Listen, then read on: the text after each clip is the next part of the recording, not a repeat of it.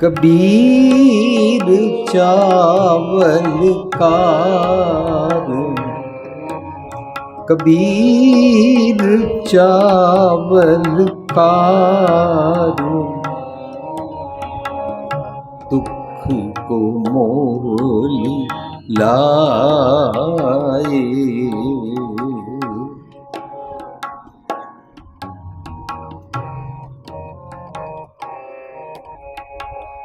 दुख को मोली लाए, कबीर चावल कार,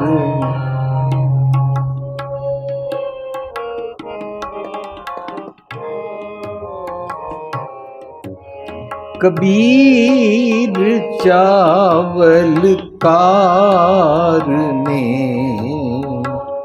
दुख को मोली लाए। दुख को मोली लाए, कबीर चावल कार ने, कबीर चावल कार।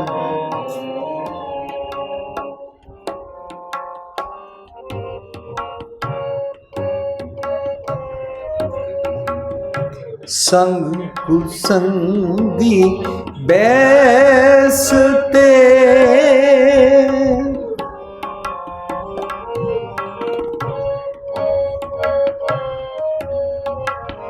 संग कुसंगी बैसते,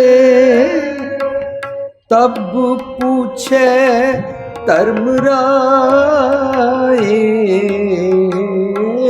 तब पूछे धर्मराय, कबीर चावल कार ने, कबीर चावल कार ने दुख को मोली लाए। दुख को मोली लाए, कबीर चावल कार, कबीर चावल कार।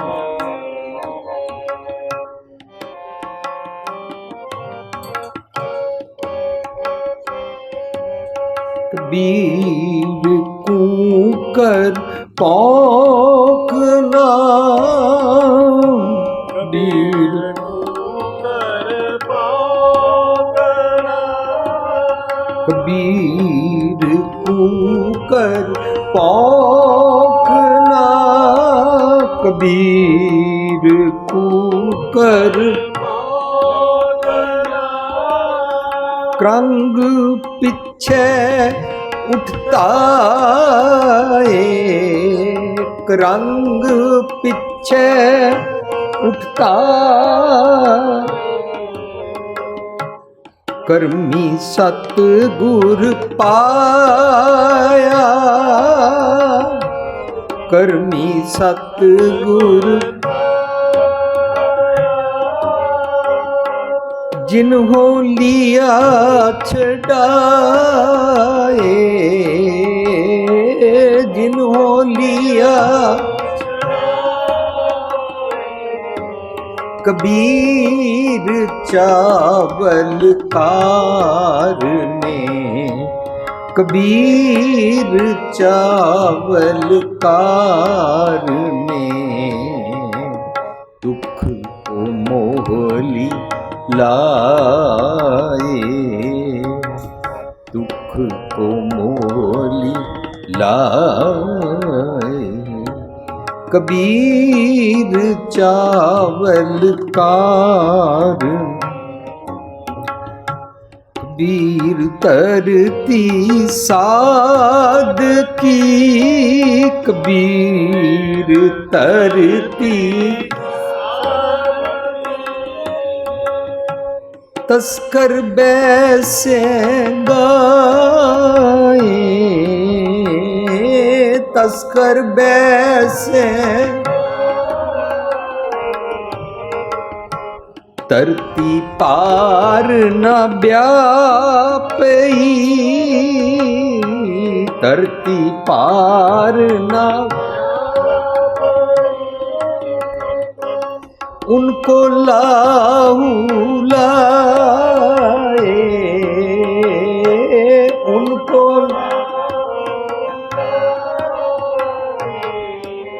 कबीर चावल कार ने, कबीर चावल कार ने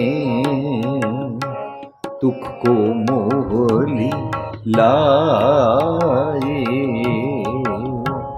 दुख को मोहली लाए, कबीर चावल कार ने, कबीर चावल कार। संग कुसंगी बैसते, संग कुसंगी तब पूछे धर्मराए, तब पूछे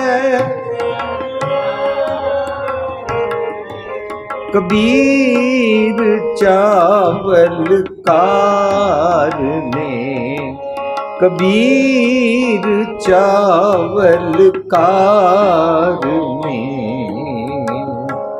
दुख को मोहली लाए,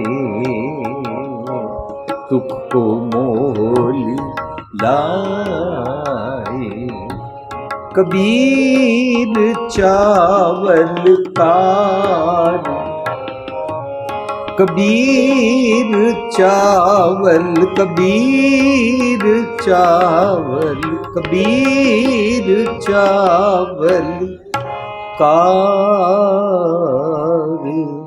ने दुख को मोहली लाए।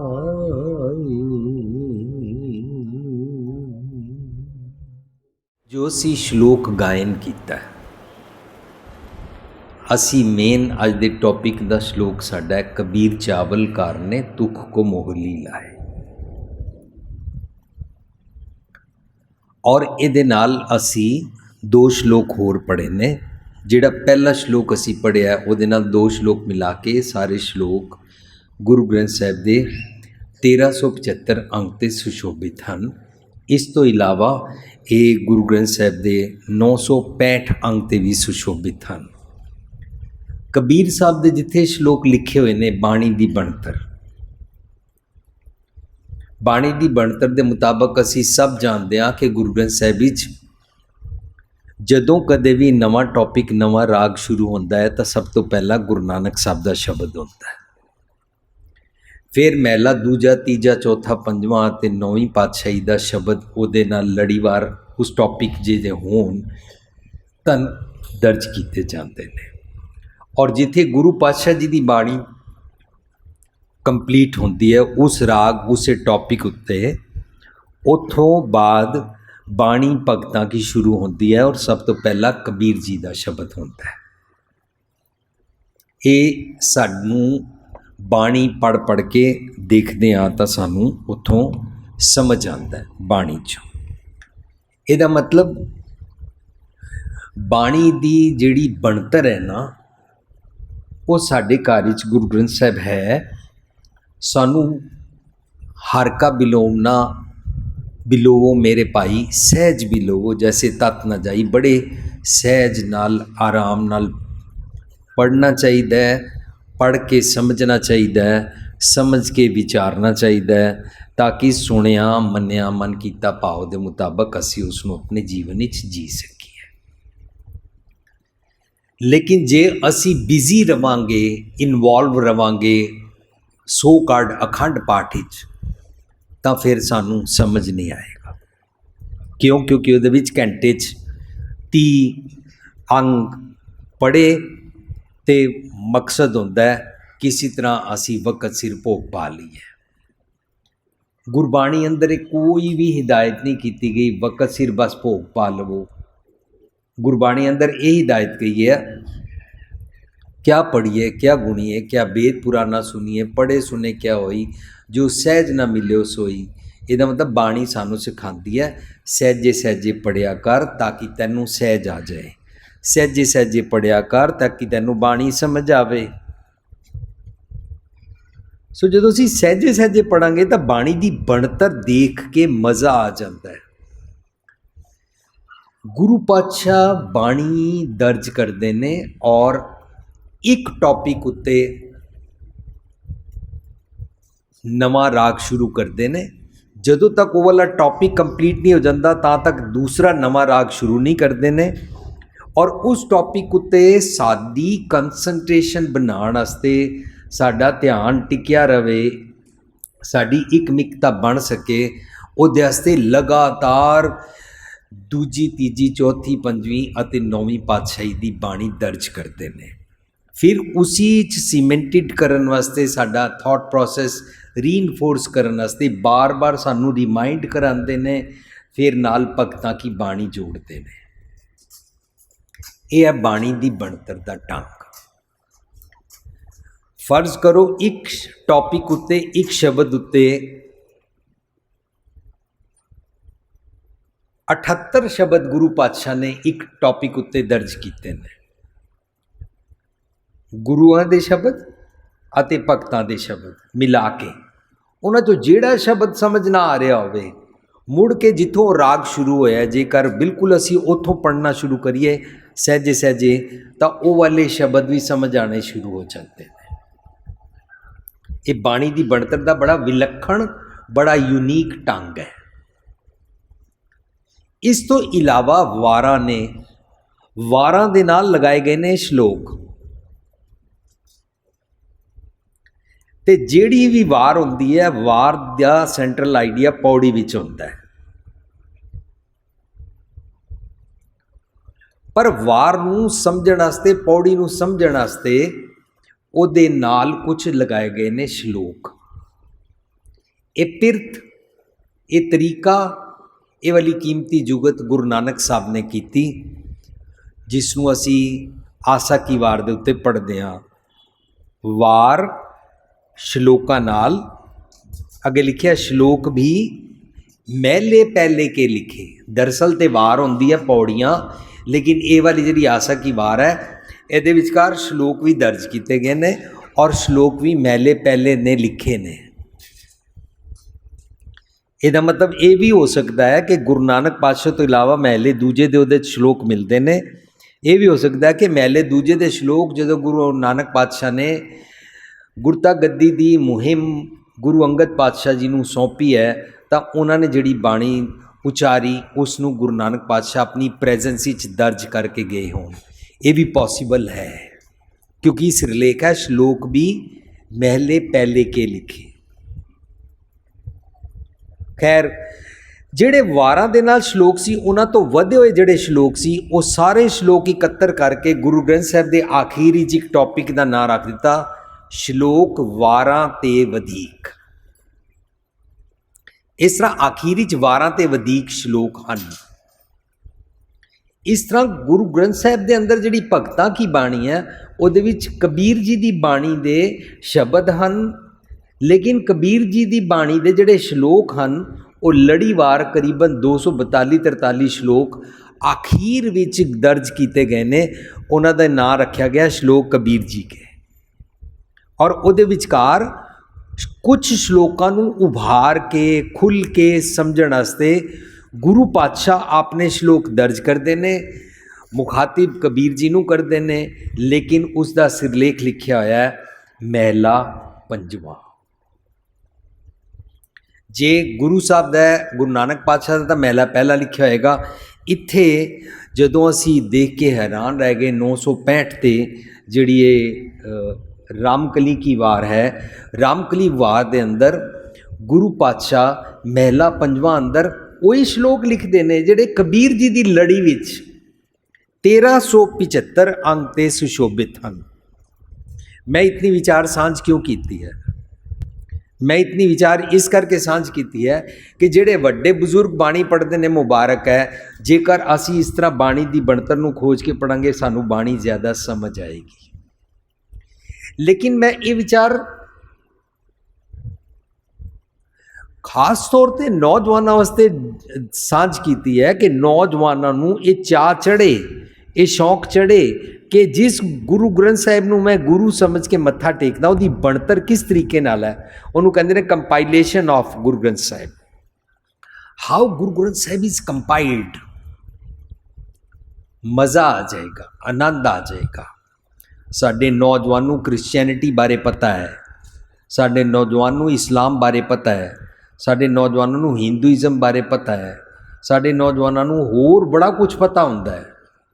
ਬਿਜ਼ਨਸ ਮਾਰਕੀਟ ਬਾਰੇ ਵੀ ਬੜਾ ਕੁਝ ਪਤਾ ਹੁੰਦਾ ਹੈ, MBA ਵੀ ਕੀਤੀ ਹੁੰਦੀ ਹੈ।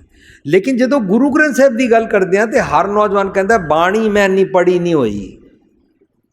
ਜਦੋਂ ਵੀ ਕਿਸੇ ਗੁਰੂ ਗ੍ਰੰਥ ਸਾਹਿਬ ਦੇ ਕੀਮਤੀ ਟੌਪਿਕ ਤੇ ਗੱਲ ਚੱਲੇਗੀ ਤਾਂ ਅਸੀਂ ਇਹ ਕਹਿ ਕੇ ਪੱਲਾ ਝਾੜ ਜਾਂਦੇ ਹਾਂ ਮੈਨੂੰ ਪੰਜਾਬੀ ਨਹੀਂ ਆਉਂਦੀ, ਜਾਂ ਅਸੀਂ ਇਹ ਕਹਿ ਕੇ ਪੱਲਾ ਝਾੜ ਜਾਂਦੇ ਮੈਂ ਬਹੁਤੀ ਬਾਣੀ ਨਹੀਂ ਪੜ੍ਹੀ ਹੋਈ। ਬਈ ਗੁਰੂ ਸਾਹਿਬ ਨੇ ਮਨਾ ਥੋੜ੍ਹਾ ਨਾ ਕੀਤਾ ਬਹੁਤੀ ਨਾ ਪੜ੍ਹੋ, ਇਹ ਕੋਈ ਗੁੱਡ ਕੁਆਲਿਟੀ ਥੋੜੀ ਨਾ ਵੀ ਬਹੁਤੀ ਨਾ ਪੜ੍ਹੋ। ਖੈਰ, ਅਸੀਂ ਅੱਜ ਜਦੋਂ ਮੇਰੇ ਵੀਰ ਮਹਿੰਦਰਪਾਲ ਸਿੰਘ ਜੀ ਅਨਾਊਂਸ ਕਰ ਰਹੇ ਸੀ ਕਿ ਡੇ ਟਾਈਮ ਤੇ ਗੁਰੂ ਗ੍ਰੰਥ ਸਾਹਿਬ ਵਿਦਿਆ ਕੇਂਦਰ ਦੇ ਉੱਥੇ ਜਿਹੜਾ ਸੈਮੀਨਾਰ ਹੋਇਆ, ਉੱਥੇ ਭਾਈ ਜੈਤਾ ਜੀ ਗਰੁੱਪ ਔਰ ਜਿਹੜੇ ਹੋਰ ਬੱਚੇ ਬਾਣੀ ਖੋਜ ਰਹੇ ਨੇ ਔਰ MA ਔਰ ਇੰਜੀਨੀਅਰਿੰਗ ਔਰ ਮੈਡੀਕਲ ਦੇ ਗਰੁੱਪ, ਉੱਥੇ ਜਿਹੜਾ ਪ੍ਰੋਗਰਾਮ ਰਖਾਇਆ ਗਿਆ, ਮੈਂ ਨੌਜਵਾਨਾਂ ਦੇ ਕੀਮਤੀ ਸਵਾਲ ਦੇਖ ਕੇ ਹੈਰਾਨ ਰਹਿ ਗਿਆ। ਸਾਡੇ ਸਵਾਲ ਪੈਦਾ ਹੋਣੇ ਚਾਹੀਦੇ ਨੇ ਜਿਵੇਂ ਕਿ ਅੱਜ ਦਾ ਸ਼ਲੋਕ ਵਿੱਚ ਸਵਾਲ ਪੈਦਾ ਹੋਏਗਾ।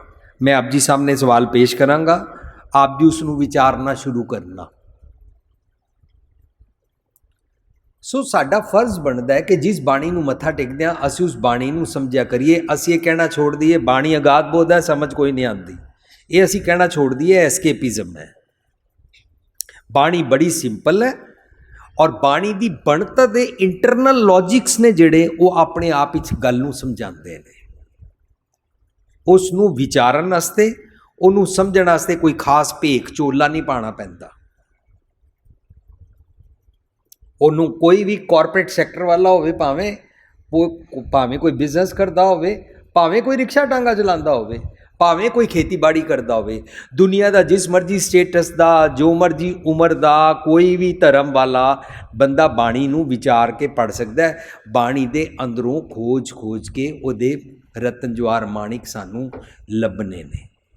ਬਾਣੀ ਦੀ ਬੋਲੀ ਸਮਝਣੀ ਹੈ, ਬਾਣੀ ਦੇ ਅੱਖਰਾਂ ਦੇ ਪਿੱਛੇ ਜਿਹੜੇ ਭਾਵ ਅਰਥ ਨੇ ਉਹਨਾਂ ਨੂੰ ਸਮਝਣ ਦਾ ਯਤਨ ਕਰਨਾ ਚਾਹੀਦਾ ਹੈ।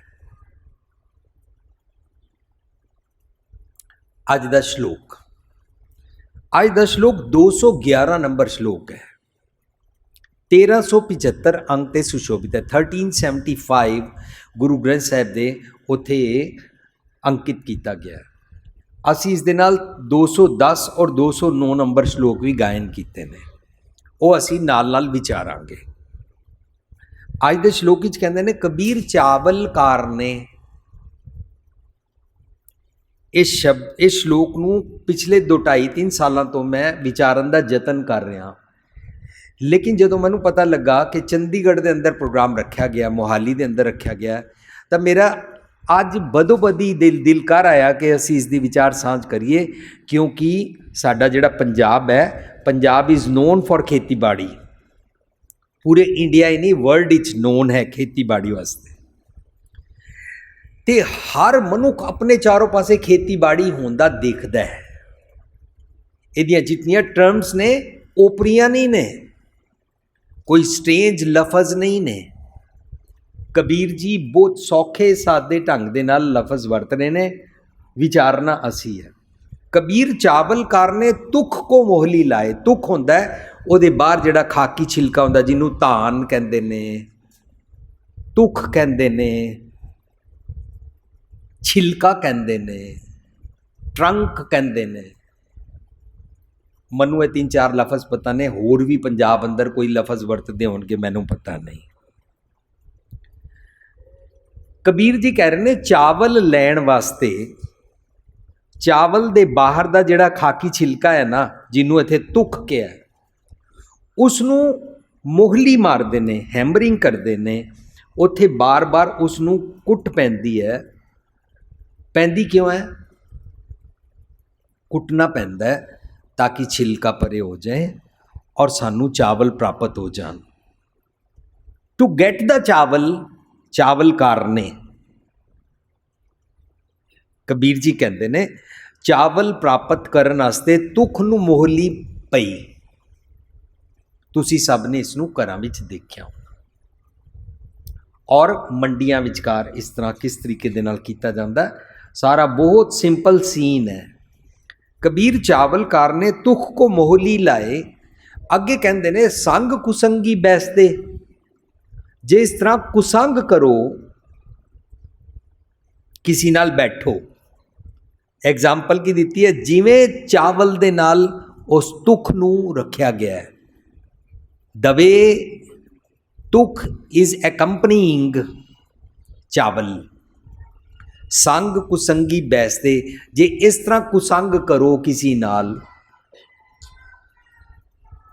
ਤਬ ਪੁੱਛੇ ਧਰਮ ਰਾਏ, ਤਾਂ ਧਰਮਰਾਜ ਪੁੱਛਦਾ ਹੈ। ਹੁਣ ਜਦੋਂ ਅਸੀਂ ਬਾਣੀ ਵਿਚਾਰ ਕੇ ਪੜਾਂਗੇ ਨਾ, ਸੋਚਾਂਗੇ ਕਿ ਛਿਲਕਾ ਤੇ ਬੜਾ ਕੀਮਤੀ ਸੀ, ਛਿਲਕੇ ਨੇ ਕਿਹੜਾ ਭੈੜ ਕੀਤਾ। ਥੋੜਾ ਥੋੜਾ ਅਸੀਂ ਇਸ ਨੂੰ ਗਹਿਰਾਈ 'ਚ ਉਤਰਨਾ ਸ਼ੁਰੂ ਕਰੀਏ। ਛਿਲਕੇ ਨੇ ਕੀ ਭੈੜ ਕੀਤਾ? ਸਾਡੇ ਤੱਕ ਕੇਲਾ ਪਹੁੰਚਦਾ ਹੈ, ਅਸੀਂ ਕੇਲੇ ਦਾ ਛਿਲਕਾ ਉਤਾਰਦੇ ਹਾਂ ਔਰ ਕੇਲਾ ਖਾ ਲੈਂਦੇ ਹਾਂ। ਬਲਕਿ ਕੇਲੇ ਦਾ ਜਿਹੜੇ ਪਾਸੇ ਛਿਲਕਾ ਉਤਰਿਆ ਹੋਵੇ, ਉਹ ਬਾਜ਼ਾਰ 'ਚੋਂ ਅਸੀਂ ਖਰੀਦੀਏ, ਉੱਥੋਂ ਕੇਲਾ ਖਰਾਬ ਹੋ ਗਿਆ ਹੁੰਦਾ ਹੈ, ਅਸੀਂ ਉਹ ਵਾਲਾ ਪਾਸਾ ਖਾਂਦੇ ਨਹੀਂ ਹਾਂ। ਛਿਲਕਾ ਤੇ ਸਾਨੂੰ ਕੇਲਾ ਪਹੁੰਚਾਉਣ ਲਈ ਮਹਿਫੂਜ਼ ਰੱਖਦਾ ਹੈ, ਉਸ ਨੂੰ ਇਟ ਪ੍ਰੋਟੈਕਟਸ। ਔਰ ਜਦੋਂ ਤੋਂ ਕੇਲਾ ਬਣਨਾ ਸ਼ੁਰੂ ਹੋਇਆ ਤਾਂ ਤੋਂ ਛਿਲਕਾ ਉਹਦੇ ਨਾਲ ਹੈ, ਜਦੋਂ ਤੋਂ ਚਾਵਲ ਬਣਨਾ ਸ਼ੁਰੂ ਹੋਇਆ ਤਾਂ ਤੋਂ ਛਿਲਕਾ ਨਾਲ ਹੈ। ਕੀ ਕੁਸੰਗ ਕੀਤਾ ਉਹਨੇ? ਜੋ ਧਰਮਰਾਜ ਪੁੱਛੇਗਾ। ਛਿਲਕਾ ਤੇ ਬਹੁਤ ਕੀਮਤੀ ਹੈ।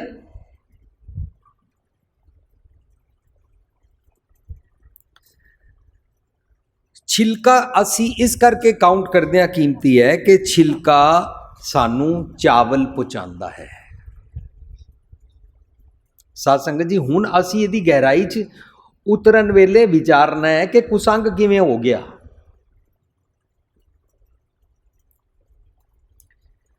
ਜੇ ਛਿਲਕਾ ਅਲੱਗ ਨਹੀਂ ਕਰਾਂਗੇ, ਤੁਸੀਂ ਸਭ ਜਾਣਦੇ ਹੋ, ਚਾਵਲ ਖਰਾਬ ਹੋ ਜਾਏਗਾ।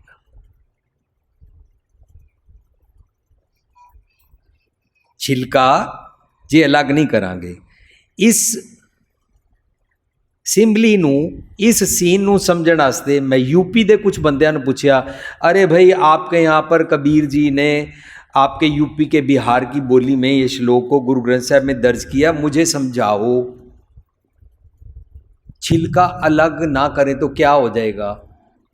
वो कहते वीर जी छिलका अगर टाइम तो ज़्यादा रहे तो चावल खराब हो जाएगा, बदबू पै जाएगी। ये मनु यूपी बिहार वाले ने अर्थ सुनाए, कॉमन मैन ने ਜਿਹੜੇ ਖੇਤੀਬਾੜੀ ਵਿੱਚ ਇਨਵੋਲਵ ਨੇ। ਫਿਰ ਮੈਂ ਪੰਜਾਬ ਵਾਲਿਆਂ ਨੂੰ ਪੁੱਛਿਆ, ਉਹਨਾਂ ਦਾ ਵੀ ਇਹੀ ਆਨਸਰ ਸੀ। ਫਿਰ ਮੈਂ ਕੈਲੀਫੋਰਨੀਆ ਗਿਆ, ਉਹਨਾਂ ਨੂੰ ਮੈਂ ਪੁੱਛਿਆ ਵੀ ਛਿਲਕਾ ਅਲੱਗ ਕਿਉਂ ਕਰਨਾ ਪੈਂਦਾ ਹੈ। ਮੇਰੇ ਵੀਰ ਮਹਿੰਦਰਪਾਲ ਸਿੰਘ ਜੀ ਇਹ ਸ਼ੈਲਰ ਵੇਚਦੇ ਨੇ, ਛਿਲਕਾ ਅਲੱਗ ਕਰਨ ਵਾਸਤੇ ਚਾਵਲ ਨਾਲੋਂ। ਮੈਂ ਪੁੱਛਿਆ, ਕਹਿੰਦੇ ਛਿਲਕਾ ਕੀਮਤੀ ਤਾਂ ਹੈ ਲੇਕਿਨ ਚਾਵਲ ਪਕਾਉਣ ਤੱਕ। ਇਸ ਤੋਂ ਬਾਅਦ ਸਾਡਾ ਕੰਮ ਛਿਲਕੇ ਨਾਲ ਕੋਈ ਨਹੀਂ ਹੈ। ਇਹ ਗੱਲ ਵੱਖਰੀ ਹੈ, ਕੋਈ ਛਿਲਕੇ ਨਾਲ ਵੀ ਕੋਈ ਉਹਦਾ ਬੈਸਟ ਯੂਜ਼ ਕਰ ਸਕਦਾ ਹੋਵੇ ਚਾਵਲ ਕੱਢਣ ਤੋਂ ਬਾਅਦ।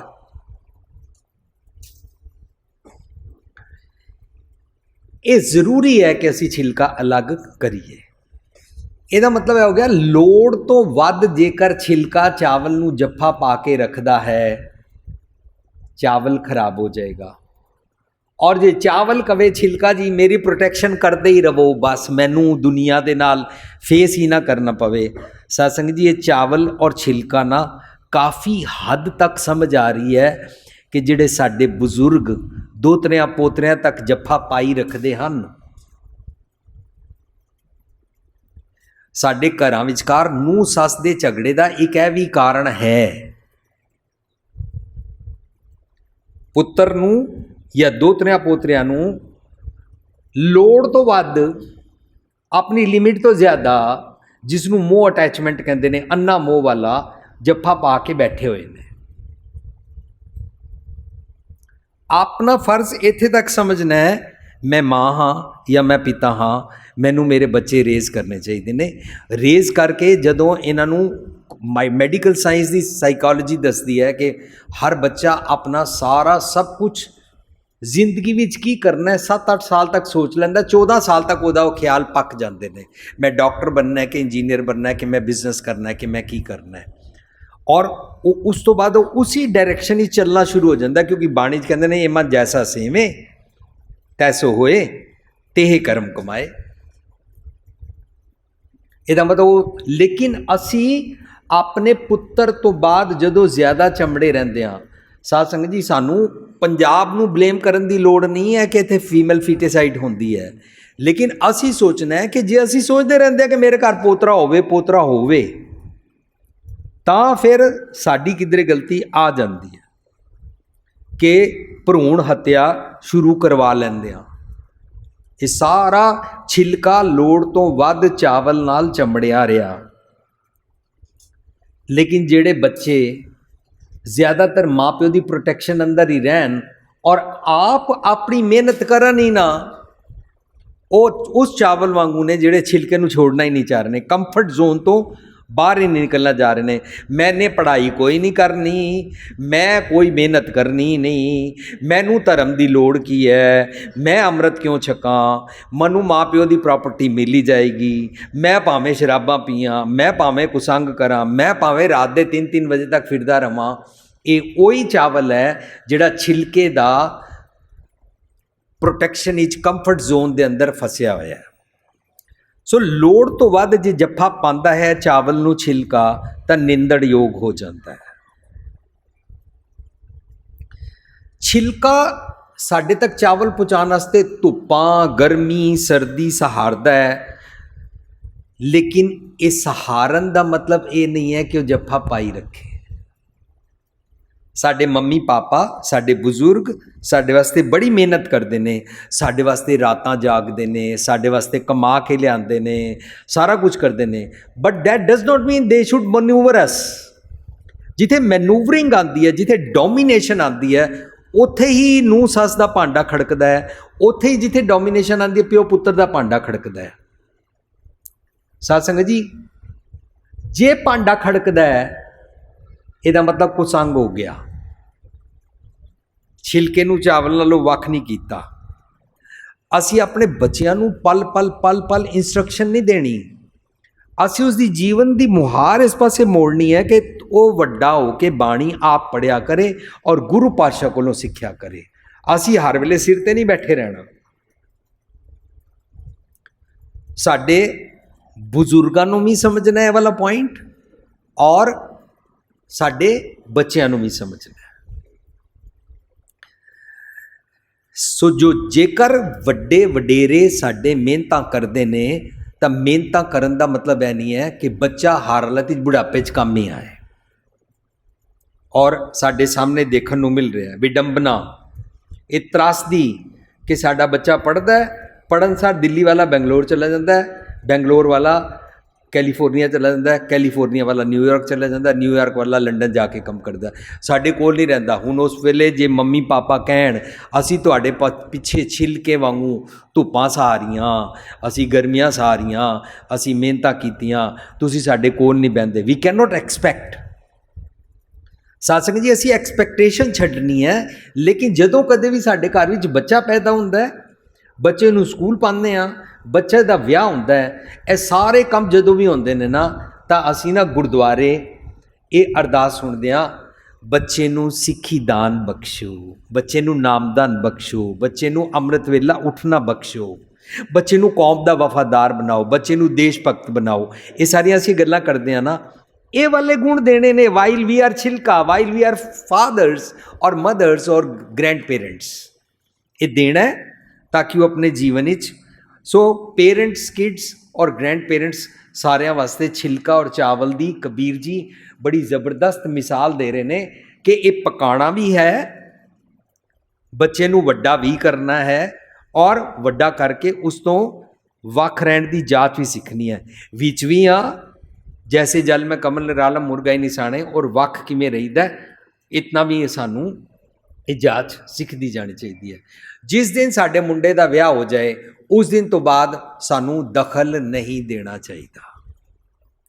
ਜਿਹੜੀਆਂ ਦਾਦੀਆਂ ਦਖਲ ਦਿੰਦੀਆਂ ਉਹਨਾਂ ਘਰ ਵਿੱਚ ਅਸ਼ਾਂਤੀ ਫੈਲਦੀ ਹੈ। ਮੈਨੂੰ ਤੁਹਾਨੂੰ ਐਗਜ਼ਾਮਪਲ ਸੁਣਾਉਣ ਦੀ ਲੋੜ ਨਹੀਂ ਹੈ, ਲੇਕਿਨ ਇੱਕ ਸੱਚੀ ਵਾਪਰੀ ਘਟਨਾ ਕਿ ਪਤੀ ਪਤਨੀ ਆਪਸ ਵਿੱਚ ਗੱਲ ਕਰਦੇ ਨੇ ਔਰ ਕੁਝ ਚਿਰ ਬਾਅਦ ਨੂੰਹ ਕਹਿੰਦੀ ਹੈ ਮੈਂ ਤੁਹਾਡੇ ਘਰ ਨਹੀਂ ਰਹਿਣਾ। ਮੁੰਡਾ ਪੁੱਛਦਾ ਕਿਉਂ? ਕਹਿੰਦੀ ਹੈ ਜਦੋਂ ਤੁਸੀਂ ਮੈਨੂੰ ਕਹਿੰਦੇ ਹੋ ਮੂਲੀ ਦਾ ਪਰਾਂਠਾ ਖਾਣਾ ਹੈ, ਤੁਸੀਂ ਕਹਿੰਦੇ ਮੈਨੂੰ ਮੇਰੇ ਕਮਰੇ 'ਚੋਂ, ਔਰ ਕਿਚਨ ਵਿੱਚ ਮੂਲੀ ਦਾ ਪਰਾਂਠਾ ਬਣਨਾ ਸ਼ੁਰੂ ਹੋ ਜਾਂਦਾ ਹੈ। ਤੁਸੀਂ ਕਹਿੰਦੇ ਹੋ ਅੱਜ ਮੈਂ ਪਰਾਂਠਾ ਨਹੀਂ ਖਾਣਾ, ਅੱਜ ਬ੍ਰੈਡ ਆਮਲੇਟ ਖਾਣਾ ਹੈ, ਤਾਂ ਕਿਚਨ ਵਿੱਚ ਬ੍ਰੈਡ ਆਮਲੇਟ ਬਣਨਾ ਸ਼ੁਰੂ ਹੋ ਜਾਂਦਾ ਹੈ। ਜੇ ਤੁਸੀਂ ਕਹਿੰਦੇ ਹੋ ਅੱਜ ਮੱਕੀ ਦੀ ਰੋਟੀ ਖਾਣੀ ਹੈ, ਕਿਚਨ ਵਿੱਚ ਮੱਕੀ ਦੀ ਰੋਟੀ ਬਣਨੀ ਸ਼ੁਰੂ ਹੋ ਜਾਂਦੀ। ਤੁਹਾਡੀ ਮਾਂ ਕਿਸ ਤਰ੍ਹਾਂ ਬਣਾਉਣਾ ਸ਼ੁਰੂ ਕਰ ਦਿੰਦੀ ਹੈ? ਗੱਲ ਤੁਸੀਂ ਮੇਰੇ ਨਾਲ ਕਮਰੇ 'ਚ ਕਰਦੇ ਹੋ, ਤੁਹਾਡੀ ਮਾਂ ਕਿਸ ਤਰ੍ਹਾਂ ਬਣਾਉਣਾ ਸ਼ੁਰੂ ਕਰਦੀ ਹੈ? ਆਈ ਥਿੰਕ ਤੁਹਾਡੀ ਮੰਮੀ ਕੰਨ ਦੇ ਕੇ ਸੁਣਦੀ ਹੈ, ਉਹਨੂੰ ਪਤਾ ਲੱਗ ਜਾਂਦਾ ਅੱਜ ਮੈਨੂੰ ਤੁਸੀਂ ਕੀ ਕਿਹਾ। ਸਾਧ ਸੰਗਤ ਜੀ, ਇਹੀ ਗੱਲ ਦਾ ਝਗੜਾ ਪੈ ਗਿਆ ਕਿ ਤੁਹਾਡੀ ਮੰਮੀ ਸਾਡੀ ਗੱਲ ਸੁਣਦੀ ਹੈ, ਅਸੀਂ ਨਾਲ ਨਹੀਂ ਰਹਿਣਾ। ਦੂਜੇ ਪਾਸੇ ਜੇਕਰ ਹਰ ਵੇਲੇ ਅਸੀਂ ਫੋਨ ਲੈ ਕੇ ਆਪਣੇ ਪੇਕੇ ਹੀ ਸੁਣਾਉਂਦੇ ਰਹਾਂਗੇ, ਅੱਜ ਮੇਰੀ ਸੱਸ ਨੇ ਮੈਨੂੰ ਸਵੇਰੇ ਚਾਹ ਨਹੀਂ ਪੁੱਛੀ, ਸੱਸ ਗੁਰਦੁਆਰੇ ਚਲੀ ਗਈ ਸੀ, ਸੱਸ ਸੁੱਤੀ ਰਹੀ, ਘਰ ਬੜੇ ਮਹਿਮਾਨ ਆ ਗਏ ਸੀ, ਮੰਮੀ ਇਸ ਘਰ ਮੇਂ ਨੌਕਰ ਵੀ ਨਹੀਂ ਰੱਖਤੇ ਹੈ। ਇਹ ਸਾਰਾ ਅਸੀਂ ਕੀ ਕਰਦੇ ਹਾਂ? ਇਹ ਆਪਣੇ ਘਰ ਦੀ ਅਸ਼ਾਂਤੀ ਬਣਾਉਂਦੇ ਹਾਂ। ਅਸੀਂ ਪੇਕੇ ਆਪਣੀ ਮਾਂ ਨੂੰ ਇਹ ਫੋਨ ਕਰਕੇ ਮਾਂ ਨੂੰ ਤੇ ਸ਼ਾਇਦ ਸੁਖੀ ਕਰ ਲੈਂਦੇ ਹਾਂ, ਲੇਕਿਨ ਜਿਸ ਘਰ ਵਿੱਚ ਰਹਿਣ ਆਏ ਹਾਂ, ਆਨੰਦ ਕਾਰਜ ਕਰਾਇਆ ਹੈ, ਸਾਡੀ ਜ਼ਿੰਮੇਵਾਰੀ ਹੈ ਇਸ ਘਰ ਵਿੱਚ। ਜਿਸ ਘਰ ਵਿੱਚ ਰਹਿਣ ਆਏ ਹਾਂ ਅਸੀਂ ਇਸ ਘਰ ਨੂੰ ਆਪਣੇ ਵਾਸਤੇ ਨਰਕ ਬਣਾ ਲੈਂਦੇ ਹਾਂ। ਇਹ ਛਿਲਕਾ ਔਰ ਚਾਵਲ ਦਾ ਸੰਗ ਕੁਸੰਗ ਬਣ ਗਿਆ, ਲੋੜ ਤੋਂ ਵੱਧ ਹੋ ਗਿਆ। ਵੀ ਸ਼ੁੱਡ ਲਰਨ ਜੈਸੇ ਜਲ ਮੈਂ ਕਮਲ ਨਿਰਾਲਮ ਮੁਰਗਾ ਹੀ ਨਿਸ਼ਾਨੇ, ਕਿ ਕਿਸ ਤਰ੍ਹਾਂ ਵਿੱਚ ਵੀ ਰਹੀਦਾ, ਕਿਸ ਤਰ੍ਹਾਂ ਅਪਿਜ ਵੀ ਰਹੀਦਾ ਹੈ। ਇਹਨੂੰ ਹੀ ਕਹਿੰਦੇ ਨੇ ਸਿਰਫ ਮੁਰਗਾ ਵੀ ਪਾਣੀ में होती है और वो पानी में रह के भीगती नहीं है। ਭੀਗਤੀ ਨਹੀਂ ਹੈ ਅਸੀਂ ਸੁਣਿਆ ਤੇ ਹੈ, ਪਰ ਮੈਨੂੰ ਸਮਝ ਨਹੀਂ ਆ ਰਿਹਾ ਮੇਰੇ ਤੇ ਅਪਲਾਈ ਕਿਵੇਂ ਹੋਏਗਾ। ਮਨੂੰ ਮੇਰੇ ਘਰ ਦੇ ਤ੍ਰਿਸ਼ਨਾ ਦੇ ਜਲ ਦੇ ਅੰਦਰ ਜਿੱਥੇ ਸੁੱਖ ਦੁੱਖ ਸਾਰਾ ਕੁਝ ਹੋਏਗਾ, ਇੱਥੇ ਰਹਿਣਾ ਵੀ ਹੈ, ਲੇਕਿਨ ਅਪਿਜ ਵੀ ਕਿਵੇਂ ਰਹਿਣਾ, ਕਿਤਨੀ ਲਿਮਿਟ ਤੱਕ ਦਖਲ ਦੇਣੇ ਨੇ ਆਪਣੇ ਨੂੰਹ ਸੱਸ ਦੇ ਨਾਲ ਜਾਂ ਦੋਤਰੇ ਪੋਤਰਿਆਂ ਦੇ ਨਾਲ। ਸਾਰੀਆਂ ਦਾਦੀਆਂ ਨੂੰ ਇਹ ਦੁੱਖ ਰਹਿੰਦਾ ਹੈ ਕਿ ਸਾਡੀ ਨੂੰਹ ਨੇ ਪੋਤਰੇ ਨੂੰ ਰੋਟੀ ਨਹੀਂ ਪੁੱਛੀ। ਇਹ ਸਾਰੀ ਗੱਲ ਆਪਣੀ ਲਿਮਿਟ ਤੋਂ ਜ਼ਿਆਦਾ ਅਸੀਂ ਕਰੀ ਜਾਂਦੇ ਹਾਂ। कबीर जी ने श्लोक उचारिया, मेरे मन अंदर सवाल पैदा होया, कबीर चावल कारने तुख को मोली लाए, संग कुसंगी बैसते। चावल दा छिलके नाल कुसंग कित्थों हो गया? पर बाणी सच्ची है। कबीर जी कहते पे ने कुसंग मैनू लभना पेगा विचों, वरना चावल कीमती है, छिलका उस नालों वध कीमती है। ਚਾਵਲ ਪ੍ਰਾਪਤ ਤੇ ਕਰਨਾ ਹੈ, ਲੇਕਿਨ ਛਿਲਕੇ ਨੂੰ। ਮੈਂ ਤੁਹਾਡੇ ਨਾਲ ਇਸ ਨੂੰ ਸਾਂਝ ਕਰਨ ਵੇਲੇ ਸੋਚ ਰਿਹਾ ਕਿ ਸਾਨੂੰ ਇੱਕ ਇਸ ਸ਼ਲੋਕ ਦੇ ਪਿੱਛੇ ਜਿਹੜਾ ਹਿਡਨ ਏਜੰਡਾ ਹੈ, ਜੋ ਉਹਦੇ ਪਿੱਛੇ ਲੁਕਿਆ ਹੋਇਆ ਕੀਮਤੀ ਤੱਤ ਗਿਆਨ ਹੈ, ਜੋ ਉਹਦੇ ਪਿੱਛੇ ਵਿਵੇਕ ਬੁੱਧੀ ਦਿੱਤੀ ਜਾ ਰਹੀ ਹੈ, ਅਸੀਂ ਉਹ ਸਿੱਖੀਏ। ਅਸੀਂ ਹਰ ਵੇਲੇ ਤਾਤੀ ਭਾਵਨਾ ਲਾ ਗਈ, ਜੋ ਮੰਗੇ ਠਾਕੁਰ ਆਪਣੇ ਤੇ ਪਰਮੇਸ਼ਰ ਦਿੱਤਾ ਬੰਨਾ, ਅੱਲਾ ਖੁਸ਼ੀਆਂ ਪਾਤਸ਼ਾਹੀਆਂ। ਅਸੀਂ ਹਮੇਸ਼ਾ ਇਹ ਸ਼ਬਦ ਗਾਉਂਦੇ ਹਾਂ, ਇਹ ਗੁਰੂ ਗ੍ਰੰਥ ਸਾਹਿਬ ਦੇ ਸੁਭਾਏਮਾਨ ਕੀਮਤੀ ਸ਼ਬਦ ਹਨ, ਪਰ ਕੀ ਅਸੀਂ ਹਰ ਵੇਲੇ ਸਿਰਫ ਆਪਣੀ ਮਨ ਦੀਆਂ ਖਾਹਿਸ਼ਾਂ ਔਰ ਖੁਸ਼ੀਆਂ ਵਾਸਤੇ ਹੀ ਸ਼ਬਦ ਗਾਉਂਦੇ ਰਹਾਂਗੇ? ਸਾਰਾ ਗੁਰੂ ਗ੍ਰੰਥ ਸਾਹਿਬ ਸਾਨੂੰ ਕੁਝ ਹਿਦਾਇਤ ਬਖਸ਼ਦਾ ਹੈ, कुछ एडवाइज़ करता है, कुछ नहीं 100% एडवाइस ही करता है। और एडवाइस करता है सानू सही मैंने आत्मक तौर पर साड़ी आत्मा नू बलवान करने वास्ते, साडा जीवन सुखी करने वास्ते। असी कदों विचारांगे, सानू कदों टाइम है विचारन दा। प्रभात फेरी ते असी गांदे गांदे ढोलक वजांदे वजांदे टुर गए।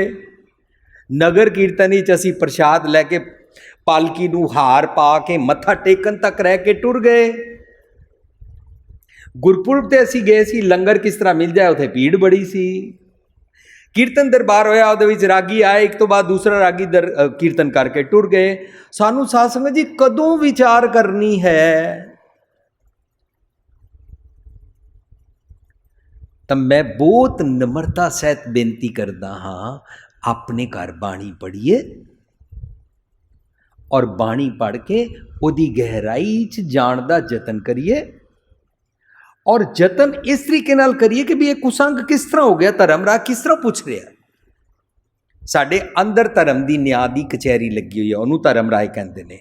मरण तो बाद कोई धर्मराज है, गुरु पातशाह कहते हैं धर्मराज दर कागज फाड़े जन नानक लेखा समझा। मैनू ऐसे धर्मराज नाल कुछ लेना देना नहीं है, मरण तो बाद वाला, क्योंकि गुरबाणी मनदी नहीं मरण तो बाद स्वर्ग नरक। इस करके बाणी कहती है सुरग बास ना बाछिए, डरिए ना नरक निवास, होना ऐसो होएगो मन ना कीचे आस। कवन नरक क्या सुर्ग बिचारा, संतन दो राधे, हम काहू की कान ना कटते अपने गुर प्रसादे। बाणी मरण तो बाद स्वर्ग नरक दियां गल्लां नहीं करती। जे बाणी मरण तो बाद स्वर्ग नरक दियां गल्लां नहीं करती, जींदे जी मनु नरक तो छुड़ांदी जरूर है, जींदे जी मनु स्वर्ग सिखांदी जरूर है। फरीदा मन मैदान कर टोए टिब्बे ला, अग्गे मूलना आपसी दोजक संधि पा, मनु जींदे जी दोजक दी अग तो बचांदी है बाणी। लेकिन साडे घरां च जदों किसी की डैथ हो जाती है, भाई साहब जी अरदास करते हैं स्वर्गवासी। पूछे बाणी अंदर जदों स्वर्ग है ही नहीं है मरण तो बाद, तो स्वर्गवासी किवें हो गए? फिर वरीणा भी होंदा, उहदे च भी कहंदे ने स्वर्गवासी, कोई कहंदा गुरपुरवासी। गुरपुरवासी कोई गुरपुरी कोई जगह है, स्वर्ग कोई जगह है? लेकिन असी सारे विचारते नहीं हाँ, इस करके जगत की भेडा चाल नाल इस तरह चलते रहते हैं। प्रबंधक सज्जना नू, भाई साहब जी नू, अरदास करन वाले नू कुछ कहने की लोड़ नहीं है। आप बाणी खोज के पढ़नी है। मेरे जीवन विच मैं चावल किस तरह प्राप्त करा, सो संग लिमिटेड होवे ताकि पक्का चावल प्राप्त हो जाए, अदरवाइज सड़ांत बदबू आ जाएगी, वो कुसंग बन जाएगा। चावल तत्त है, छिलका जरूरी है। इस तो अगे और गहराई च उतरी है साध संगत जी। छिलका है मेरा है शरीर, इस तन नू छिलका कहंदे हन। एक एक श्लोक उत्ते पूरी पूरी PhD हो सकती है। गुरु पातशाह ने कोई PhD नहीं की सी, आज स्कूल कॉलेज यूनिवर्सिटी के अंदर PhDs हो रही ने। एक एक वर्ड उत्ते, एक एक सूफी दे, एक एक खलील जिब्रान और रूमी और कितने कितने सूफियां दे एक एक अखर उत्ते पूरे वर्ड के अंदर PhD होती है। अज गुरु नानक यूनिवर्सिटी, पंजाबी यूनिवर्सिटी, पटियाला, ये सारिया यूनिवर्सिटीज़ के अंदर बाणी उत्ते खोज हो रही है। एक एक श्लोक असी जे इस तरह विचारिया करिए तो उहदे चों सानू तत्त निकल के आएगा। साध संगत जी इनू चुंच ज्ञान नहीं कहते ने, इसनू विचार के अपने ते एप्लाई किवें करना वो कहते ने। सो चावल तत्त सानू प्राप्त करना है। चावल की बनया, जे छिलका मेरा तन है तो चावल की बनया मेरा मन। मेरा मन चावल प्राप्त करना है, मैनू कीमती। छिलका मैनू दिता गया है तन। मैं चावल कीमती किवें प्राप्त करांगा? गुर कै शब्द बनावो ए मन। गुर कै शब्द बनावो ए मन। साध संगत जी ये मन पिछों कित्थों नहीं आया। ਗੁਰਬਾਣੀ ਵਿੱਚ ਮਨ ਨੂੰ ਆਤਮਾ ਵੀ ਕਹਿੰਦੇ ਨੇ, ਲੇਕਿਨ ਪਿੱਛੋਂ ਕਿੱਥੋਂ ਨਹੀਂ ਆਈ। ਮਨ ਇੱਥੇ ਬਣਦਾ, ਇਹ ਮਨ ਕਰਮਾ, ਇਹ ਮਨ ਧਰਮਾ, ਇਹ ਮਨ ਪੰਜ ਤੱਤ ਤੇ ਜਨਮਾ। ਮਨ ਰੱਬ ਜੀ ਨੇ ਨਹੀਂ ਬਣਾਇਆ। ਮਨ ਮੈਨੂੰ ਬਣਾਣਾ, ਇਹ ਮਨ ਸੁੰਦਰ ਆਪਣਾ ਹਰ ਨਾਮ ਜੀਠੇ ਰੰਗਰੀ। क्यों? क्योंकि इस सारी बॉडी का मालक चालक है, मास्टर है, साईं है, खसम है इस बॉडी का मन। ये मन जैसा सेवे तैसो होए तेहे कर्म कमाए। ये मन जिस तरह सोचता है उस तरह का इस बॉडी नूं बना देंदा है ते वैसे कर्म कर दे। बॉडी की है छिलका, प्राप्त करना है चावल। जे मैं शरीर तक महदूद रवां तो मैं छिलके तक महदूद हाँ। शरीरक तल ते जीना, ਜਿਹੜੇ शरीरक तल ते जींदे ने वो कहंदे ने ये जग मिठा अगला किन डिठा। ਜਿਹੜੇ शरीरक तल ते जींदे ने वो कहंदे ने ओ जी शराब पी लो तो कोई गल नहीं। यही कारण बनता है ना नशे का। नशा करन वाला शरीरक तल तक जींदा है, खाना पीना हसना सोना विसर गया मरना। जदों असी शरीरक तल ते दींदे हां तां असी बाहरला शिंगार करदे हां, अंदर दे गुणा दा शिंगार नहीं करदे हां, इनर ब्यूटी नहीं बनांदे हां। जदों असी शरीरक तल तक जींदे हां असी अपनी धीआं नूं दुनिया भर दे जितने भी साजो समान ने वो सारे सुख आराम दे समान दे दिंदे हां और ਉਹਦੇ ਬਾਕੀ ਟਰੰਕ ਛੋਟੇ ਛੋਟੇ ਜਿਨ੍ਹਾਂ ਵਿੱਚ ਨਿੱਕੇ ਨਿੱਕੇ ਕੱਪੜੇ, ਲੇਕਿਨ ਉਹਦਾ ਸ਼ਿੰਗਾਰ ਬਕਸ ਇੰਨਾ ਵੱਡਾ, ਜੁਲਰੀ ਇੰਨੀ ਸਾਰੀ, ਲਹਿੰਗਾ ਇੰਨਾ ਵੱਡਾ ਬਣਵਾ ਕੇ ਦਿੰਦੇ ਆ, ਕਿਉਂਕਿ ਅਸੀਂ ਸਰੀਰਕ ਤਲ ਤੱਕ ਹਾਂ। ਜਿਹੜੇ ਵੱਡੇ ਵਡੇਰੇ ਸਰੀਰਕ ਤਲ ਤੱਕ ਹੁੰਦੇ ਨੇ ਉਹ ਆਪਣੇ ਨਾਵਾਂ ਦੇ ਨਾਲ ਜ਼ਾਤ ਲਗਾਉਂਦੇ ਨੇ, ਔਰ ਜਿਹੜੇ ਵੱਡੇ ਵਡੇਰੇ ਸਰੀਰਕ ਤਲ ਤੱਕ ਹੁੰਦੇ ਨੇ ਉਹ ਆਪਣੀ ਧੀ ਦੇ ਸਰੀਰਕ ਸੁੱਖ ਤੱਕ ਹੀ ਸੋਚਦੇ ਨੇ। ਮੁੰਡੇ ਕੋਲ ਜੇ ਮਕਾਨ ਨਹੀਂ ਹੈ ਮਕਾਨ ਬਣਵਾ ਦਾਂਗੇ, ਮੁੰਡੇ ਕੋਲ ਜੇ ਮਕਾਨ ਅੰਦਰ ਫਰਨੀਚਰ ਨਹੀਂ ਹੈ ਫਰਨੀਚਰ ਲੈ ਦਿਆਂਗੇ। ਜਿਵੇਂ ਮੁੰਡਾ ਤੇ ਵੱਡਾ ਹੋਇਆ ਹੀ ਨਹੀਂ, ਉਹਦੇ ਮਾਪਿਓ ਨੇ ਤਾਂ ਕੁਝ ਲੈ ਕੇ ਹੀ ਨਹੀਂ ਦਿੱਤਾ, ਇਸ ਕਰਕੇ ਦਾਜ ਪ੍ਰਥਾ ਸ਼ੁਰੂ ਹੋ ਗਈ। ਸਾਰੀ ਸਰੀਰਕ ਤਲ ਦੀ ਭੁੱਖ, ਛਿਲਕਾ ਤੱਕ ਜੀਣ ਦੀ ਆਦਤ। ਜੇ ਛਿਲਕੇ ਤੱਕ ਹਾਂ ਤਾਂ ਬਦਬੂ ਆਏਗੀ। ਸੋ ਚਾਵਲ ਤੱਤ ਪ੍ਰਾਪਤ ਕਰਨਾ ਹੈ। ਜਿਹੜੇ ਲੋਕੀ ਛਿਲਕੇ ਤੱਕ ਰਹਿੰਦੇ ਨੇ ਉਹ ਛਿਲਕੇ ਦੀ ਨਿੰਦਾ ਕਰਨ ਲੱਗ ਪੈਂਦੇ ਨੇ ਜਦੋਂ ਬਦਬੂ ਪੈ ਜਾਂਦੀ ਹੈ। ਕਿਸ ਤਰ੍ਹਾਂ? ਗੁਰੂ ਪਾਤਸ਼ਾਹ ਤੋਂ ਪਹਿਲਾਂ ਸਾਰੀ ਦੁਨੀਆ ਨੇ ਹਜ਼ਾਰਾਂ ਸਾਲਾਂ ਤੋਂ ਇਹ ਕਿਹਾ ਹੋਇਆ ਸੀ, ਜਦੋਂ ਪੈਦਾ ਹੋਵੋ ਮਾਂ ਦੇ ਪੇਟ ਵਿੱਚ 9 ਮਹੀਨੇ ਟੰਗੇ ਰਹੋ ਦੁੱਖ। ਪੁਰਾਣੀ ਨੋਸ਼ਨ, ਮਾਂ ਦੇ ਪੇਟ ਵਿੱਚ ਦੁੱਖ। ਜਦੋਂ ਮਾਂ ਦੇ ਪੇਟ ਤੋਂ ਬਾਹਰ ਨਿਕਲੋ ਤਾਂ ਦੁੱਖ, ਫਿਰ ਬਚਪਨ ਦੇ ਦੁੱਖ, ਫਿਰ ਸਾਰੇ ਜੀਵਨ ਦੇ ਦੁੱਖ, ਫਿਰ ਬੁਢਾਪੇ ਦੇ ਦੁੱਖ, ਫਿਰ ਮਰਨ ਦੇ ਦੁੱਖ। ਇਸ ਤਰੀਕੇ ਦੇ ਨਾਲ ਇਹ ਦੁੱਖਾਂ ਦਾ ਜੀਵਨ ਹੈ। ਸਰੀਰਕ ਤਲ ਤੇ ਜੀਣ ਵਾਲਿਆਂ ਨੇ ਇਸ ਨੂੰ ਦੁੱਖਾਂ ਦਾ ਘਰ ਕਹਿ ਦਿੱਤਾ। ਜ਼ਿੰਦਗੀ ਸਰੀਰ ਨੂੰ ਦੁੱਖ ਕਹਿ ਦਿੱਤਾ, ਜਿਹਦੇ ਕਾਰਨ ਉਹਨਾਂ ਨੇ ਇਹ ਕਹਿਣਾ ਸ਼ੁਰੂ ਕਰ ਦਿੱਤਾ ਮੁੜ ਕੇ ਜੰਮਣਾ ਹੀ ਨਾ ਪਵੇ। ਕਿਉਂ? ਕਿਉਂਕਿ ਦੁੱਖ ਹੈ। ਛਿਲਕੇ ਦੀ ਨਿੰਦਾ ਕਰ ਦਿੱਤੀ। ਸਾਧ ਸੰਗਤ ਜੀ, ਅਸੀਂ ਬੜੇ ਆਰਾਮ ਨਾਲ ਗੱਲ ਸ਼ੁਰੂ ਕੀਤੀ ਹੈ ਕਬੀਰ ਸਾਹਿਬ ਦੇ ਇੱਕ ਐਗਜ਼ਾਮਪਲ ਤੋਂ। ਕਬੀਰ ਚਾਵਲ ਕਾਰਨੇ ਤੁਖ ਕੋ ਮੋਲੀ ਲਾਏ। ਇਹਦਾ ਮਤਲਬ ਮਨ ਰੂਪੀ ਚਾਵਲ ਬਣਾਉਣ ਵਾਸਤੇ ਛਿਲਕਾ ਲੋੜ ਹੈ। ਸਾਡਾ ਸਰੀਰ ਸਾਨੂੰ ਲੋੜ ਹੈ ਮਨ ਰੂਪੀ ਚਾਵਲ ਤੱਤ ਗਿਆਨ ਪ੍ਰਾਪਤ ਕਰਨ ਵਾਸਤੇ। ਚਾਵਲ ਤੱਤ ਹੈ ਪਰ ਤੁਖ ਨਾਲ ਚੰਬੜੇ ਰਹਿਣਾ ਵਿਕਾਰ ਪੈਦਾ ਕਰਦਾ ਹੈ। ਜਦੋਂ ਤੱਕ ਅਸੀਂ ਆਪਣੇ ਸਰੀਰਕ ਤਲ ਤੱਕ ਰਹਿੰਦੇ ਹਾਂ ਨਾ ਤਾਂ ਵਿਕਾਰ ਪੈਦਾ ਹੋਣਗੇ।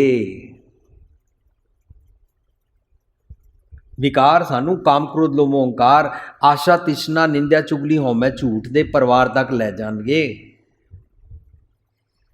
ਜੇ ਮੈਂ ਆਪਣੇ ਵਿਕਾਰਾਂ ਨਾਲ ਜੀਂਦਾ ਹਾਂ ਔਰ ਮੇਰੇ मन की सोचनी मन की मत है, विकारां वाले ख्यालों वाली है, सेल्फिश रीजन वाली है, देह अध्यास तक है, शरीरक पकड़ तक है ना, ਤਾਂ ਮੈਂ ਜਿਹੜੇ ਖਿਆਲ ਭੈੜੇ ਭੈੜੇ ਬਣਾਵਾਂਗਾ ਨਾ ਆਪਣੇ ਸੁੱਖ ਆਰਾਮ ਦੇ, ਉਹਨੂੰ ਕਹਿੰਦੇ ਨੇ ਪੂਰਬ ਜਨਮ ਕੇ ਮਿਲੇ ਸੰਜੋਗੀ।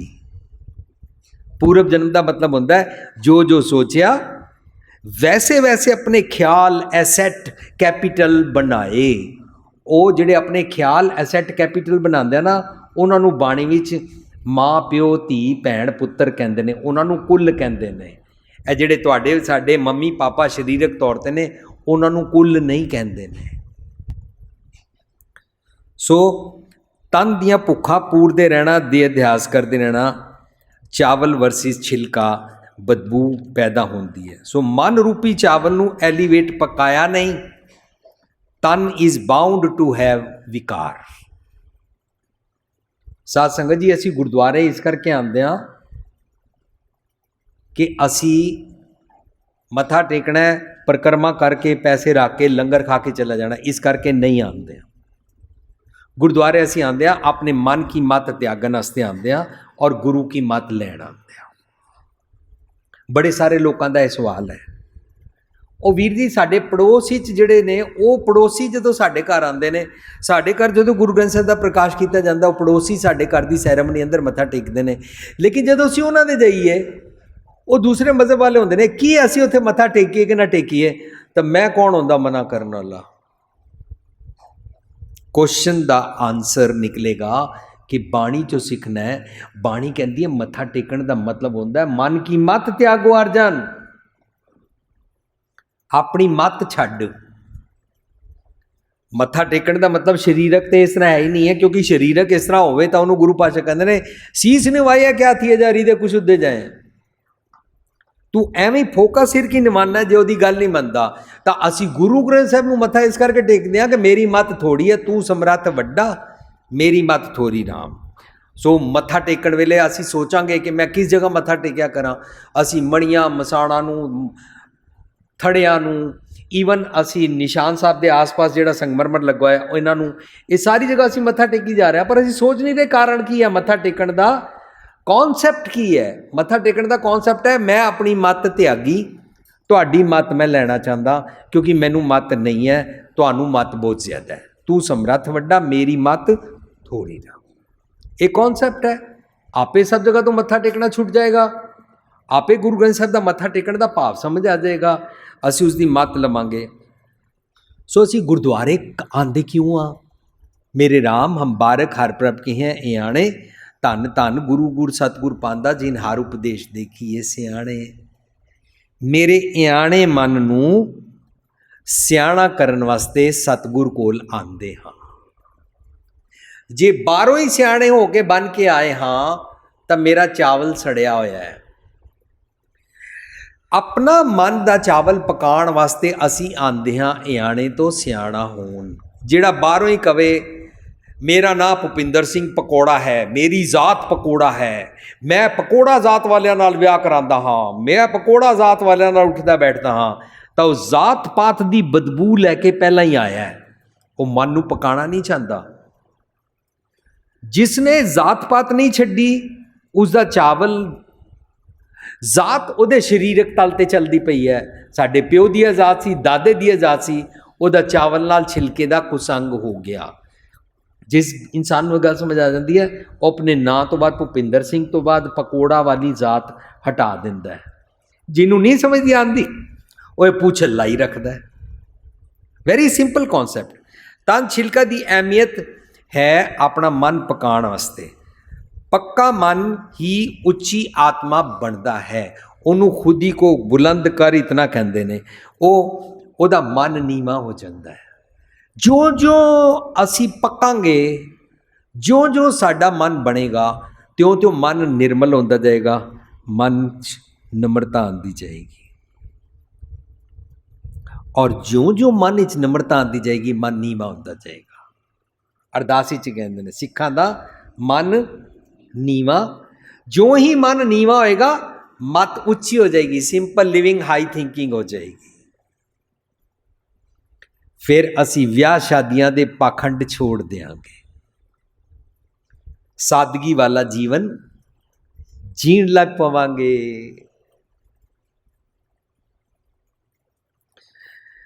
सेल्फ एस्टीम ਉੱਚੀ ਹੋ ਜਾਏਗੀ। ਤਨ ਛਿਲਕੇ ਤੱਕ ਸੀਮਿਤ ਰਹੇ ਆਪਣੇ ਜੀਵਨ ਨੂੰ ਅਸੀਂ ਚੱਲੇ ਜੁਆਰੀ ਦੋਏ ਹੱਥ ਝਾੜ ਵਾਲਾ ਜੀਵਨ ਬਣਾ ਲੈਂਦੇ ਹਾਂ। ਸੋ ਤਨ ਤੱਕ ਸੀਮਿਤ ਸਾਡਾ ਜਦੋਂ ਜੀਵਨ ਹੁੰਦਾ ਹੈ, ਇਸ ਨੂੰ ਇਸ ਸ਼ਲੋਕ ਵਿੱਚ ਕੁਸੰਗ ਕਿਹਾ ਗਿਆ। धर्म के न्याय च तब पूछे धर्म राय की है। धर्म के न्याय विच ये गल है कि जे तू अपने तन तक सीमित है ना, छिलके नाल जे चमड़िया होया है और अपना चावल नहीं बनाया, गुरुद्वारे आके अपनी आत्मा नूं ऊंचा नहीं किया, अपने मन चावल नूं जे नहीं पकाया, तां धर्म दा न्याय ये कहंदा है, इनू धर्म राय कहंदे ने कि तू सुखी नहीं रह सकता, तेनू आत्मक चैन नहीं आएगा। तू एक्सटैसी, जिसनू इंग्लिश विच कहंदे ने वननेस विद गॉड, रब नाल इकमिकता दा जीवन प्राप्त नहीं कर सकता। चावल नाल चमड़िया रहेगा, शरीर दे सुखां तक आएगा। और जेड़े रागी सिंह जी, जेड़े प्रचारक भी सानू शरीरक सुखां दी प्राप्ति दे शब्द सुना सुना के, कितने हज़ार पाठ करो, कितने लख पाठ करो, तुहाडी ये मनोकामना पूरी हो जाएगी, तुहाडा मकान बन जाएगा, तुहाडी प्रमोशन हो जाएगी, तुहाडा पुत्र हो जाएगा, धी दा रिश्ता हो जाएगा। जेड़े मनोकामना नाल जोड़दे ने, वो सानू छिलके नाल जोड़ रहे ने। उहदे नाल की हुंदा है? दात प्यारी विसरिया दातारा हो जाता है। सो अपनी सैल्फ एस्टीम वास्ते साडा जीवन उच्चा नहीं होता, अपनी इंट्रोस्पैक्शन असी कर नहीं पाते हाँ, लेकिन असी करदे की हाँ। इस श्लोक की लड़ी विच कबीर जी कहते ने, कबीर टाले टोले दिन गया, कबीर टाले टोले दिन गया, व्याज बढ़न तो जाए, ना हर पजेओ ना खत फटेओ, ना हर पजे ना खत फटेओ, काल पहुँचेओ आए, काल पहुँचेओ आए, कबीर टाले टोले दिन गया, कबीर टाले टोले दिन, व्याज बढ़न तो जाए। सो धर्म का न्याय कहता है कि जे तू सच नूं टालिया, जे तू अपना मन ना पकाया, जे तू अपने मन रूपी चावल नूं ना पकाया, सिर्फ अपने शरीर दे सुखां तक रहा, शरीर नूं ही सजांदा रहा, शरीर नूं ही पालदा रहा, तां व्याज बढ़न तो जाए, तेरे अवगुणा दा, तेरे मंदे ख्यालां दा व्याज वधदा जाएगा, तेरियां आदतां, तेरा सुभाव खराब होंदा जाएगा। जिन्होंने बचपन विच क्रोध करन दी आदत होंदी है, जे वो क्रोध फिक्स अप ना करन तां वड्डे हो के उन्हां दा क्रोध वधदा जांदा है। जेड़े बचपन विच गालां कड्डदे ने और गालां दी आदत ना छुड़ान, वड्डे हो के उन्हां दियां गालां वधदियां जांदियां ने। जिन्हां नूं किसी नूं बॉडी लैंग्वेज नाल, बचपन विच बच्चे एक दूजे नूं बुली करते हैं, अबे जा तेरे पापा ने ते तेरे को फोन ही नहीं लेके दिया, इस तरह बुली करते हैं ना बच्चे। ओए तेरे पापा के पास अच्छी कार ही नहीं है, इंज बच्चे बुली करते हैं ना, तुम कौन से मकान में रहते हो, क्या कपड़े पहने हैं, इस तरह करते हैं। ये व्याज जे ना छुड़ाया, इनू फिक्सअप ना किया, ਤਾਂ ਅਸੀਂ ਫਿਰ ਵੱਡੇ ਹੋ ਕੇ ਲੋਕਾਂ ਦੇ ਬ੍ਰਾਂਡ ਨੇਮ ਦੇ ਕੱਪੜੇ ਵੇਖਦੇ ਹਾਂ, ਲੋਕਾਂ ਦੀ ਕਾਰ ਵੇਖਦੇ ਹਾਂ, ਲੋਕੀ ਕਿਸ ਮਕਾਨ ਵਿੱਚ ਰਹਿੰਦੇ ਵੇਖਦੇ ਹਾਂ, ਲੋਕਾਂ ਨੇ ਘਰ 'ਚ ਕਿਹੜੇ ਕ੍ਰਿਸਟਲ ਦੇ ਭਾਂਡੇ ਸਜਾਏ ਨੇ ਵੇਖਦੇ ਹਾਂ, ਇਹਨਾਂ ਦੀ ਨੂੰਹ ਦਾਜ ਵਿੱਚ ਕੀ ਲੈ ਕੇ ਆਈ ਹੈ ਵੇਖਦੇ ਹਾਂ। ਇਹ ਉਹ ਆਦਤ ਵੱਧਦੀ ਗਈ ਔਰ ਵੱਧਦੇ ਵੱਧਦੇ ਬੁਢਾਪਾ ਆ ਗਿਆ, ਮੱਥਾ ਕੁੱਟਿਆ ਗਿਆ, ਤਿਉੜੀ ਚੜ੍ਹ ਗਈ, ਝੁਰੜੀਆਂ ਪੈ ਗਈਆਂ, ਅੱਖਾਂ ਕੁੱਟੀਆਂ ਰਹਿੰਦੀਆਂ, ਇਹੀ ਤੱਕਦੇ ਰਹਿੰਦੇ ਹਾਂ ਕੌਣ ਅਮੀਰ ਹੈ कौन गरीब है, कित्थे विआह करिए बच्चे दा, कित्थे ना करिए, यह सारिया चीज़ां कंपेयर करते रह जाते हैं। टालै टोलै दिन गया, क्यों? क्योंकि शरीरक तल तक रहे। धर्म दा न्याय है, टालै टोलै दिन गया, व्याज बढ़न तो जाए, ना भजियो ना खत फटियो, ना तू सच समझिया, ना तेरा लेखा खत्म होया, काल पहुँचियो आए। ए काल की है? आत्मक मौत। आत्मक मौत धर्म सिखा रहा है कि तू किस तरह बच सकता है आत्मक मौत तो। इटरनल सदीवी सुख की अवस्था किवें मान सकता है, पल पल की आत्मक मौत तो तू बच सकना है। सो असी धर्म के न्याय च प्राप्त करना है कि मैनू सुख किवें मिल सकता है। हुण कबीर जी थोड़ा सानू ना होर गहराई च उतरन वास्ते जितने क्ल्यूज मैनू मिले ने मैं वही सांझ कर रहा। असी पहला श्लोक पढ़िया, कबीर कूकर भौंकना करंग पिछे उठता है। असी एक दूजे नू भौंकदे हाँ। करंग होंदा है शरीर, जिवें कागा करंग ढंडोलिया सगला खाया मास। ਉਹਦਾ मतलब यह नहीं होंदा ਕਾਂ आए ने और मेरा सारा शरीर खा गए ने। दरअसल कागा का मतलब है ਕਾਂ, ਕਾਂ का मतलब है विकार, विकार का मतलब है मंदे ख्याल। मंदे ख्याल हंडा हंडा के मेरा शरीर दुखी हो गया है। ਇਹਨੂੰ ਕਹਿੰਦੇ ਨੇ ਏਤੀ ਮਾਰ ਪਈ ਕਰਲਾਣੇ ਤੈ ਕੀ ਦਰਦ ਨਾ ਆਇਆ। ਮੰਦੇ ਖਿਆਲ ਮੈਨੂੰ ਦੁਖੀ ਕਰਦੇ ਨੇ, मेरे मन ਨੂੰ समझ नहीं आ रही। करंग होंदा है अपने शरीर के पिछे। जदों असी एक दूजे नूं भौंक के पैंदे हाँ, एक दूजे नाल नफरत रखते हाँ, एक दूजे नाल दूरी रखते हाँ, तो चावल पकाते नहीं है, छिलके का कुसंग बन जाता है। और धर्म राज सानू पुछदा है, मीनस अंदर का धर्म, अंदर का न्याय कि की जी रहे हैं। कबीर कूकर भौंकना करंग पिछे उठता है, कर्मी सतगुर पाया। जे तू सतगुर की मत लै लवें और उन्हां दी विचार ग्रेस कृपा प्राप्त करें, तिन जिन हो लिया छड़ाए। सतगुर तैनू छुड़ा सकता है। सतगुर तैनू अपने इस तन अंदर रहिंदियां होया तेरे मन छिलके नू पका, तेरे मन चावल नू पका के इस छिलके तो तैनू डिटैच होना भी सिखा सकता है। छिलका का मतलब है करंग, करंग का मतलब है विकार। तैनू विकारां तो एलीवेट होके उपर किवें जीवीदा है यह तैनू सिखा देगा। अपने काम क्रोध लोभ अहंकार नू किवें काबू करके जीवीदा है। मन जीतै जगजीत बन के किवें जीवीदा है। मन जीतै जगजीत किवें जीवीदा है, ये जात समझ आ जाती है। अपने ऑर्गनस ते काबू आ जाता है। जिस मनुख नूं अपनी जबान ते काबू नहीं है, जिस मनुख दे अपने हथ काबू च नहीं ने, जिस मनुख दी अपनी बॉडी लैंग्वेज काबू च नहीं है, वो मनुख दूसरे नाल वर्तन वेले मिसबिहेव करता है। वो मनुख दूसरिਆਂ ਨੂੰ ਘੂਰੀ ਵੱਟ ਕੇ नफरत की नज़र दिखाता है। वो मनुख घूरी ਵੱਟ के दूसरिਆਂ ਨੂੰ डरांदा जरूर है। वो मनुख दूसरिਆਂ ਨੂੰ डोमीनेट जरूर करता है। कबीर जी कहते हैं कबीर कूकर भौंकना, सो तन तक सीमित रहने वाला तन लई भौंकदा है और तृष्णालु बन जाता है और सच नूं टालदा रहिंदा है। सतगुर की मत नाल वर्च्यूज़ वाले चंगे गुण प्राप्त होंदे ने। जिन्हां नूं वर्च्यूज़ वाले चंगे गुण प्राप्त हो जाते हैं वो अपने शरीरक तल तो उपर उठ जाते हैं। वो दूजियां वास्ते जीना शुरू करते हैं, सिर्फ अपने वास्ते नहीं जीते। वो अपने विकारां रूपी छिल्लड़ वास्ते नहीं जींदे ने। इस छिल्लड़ तो उन्हां नूं वख होना समझ आ जाता है। वो इस जिंदगी नूं बितांदे ने लेकिन निर्लेप होके बितांदे ने। निर्लेप होने का ढंग होंदा है संतोखी होके बिताते हैं। They are contented people. जिहड़ा संतोखी नहीं है ना वो लालची होएगा, जिहड़ा संतोखी नहीं है वो तृष्णालु होएगा, जिहड़ा संतोखी नहीं है वो अपने शरीर वास्ते दूजियां नूं भौंकदा रहेगा। सो विकारां तो छुटना है तो वख होना पेगा अपने छिलके तो, मन रूपी वधिया चावल प्राप्ति।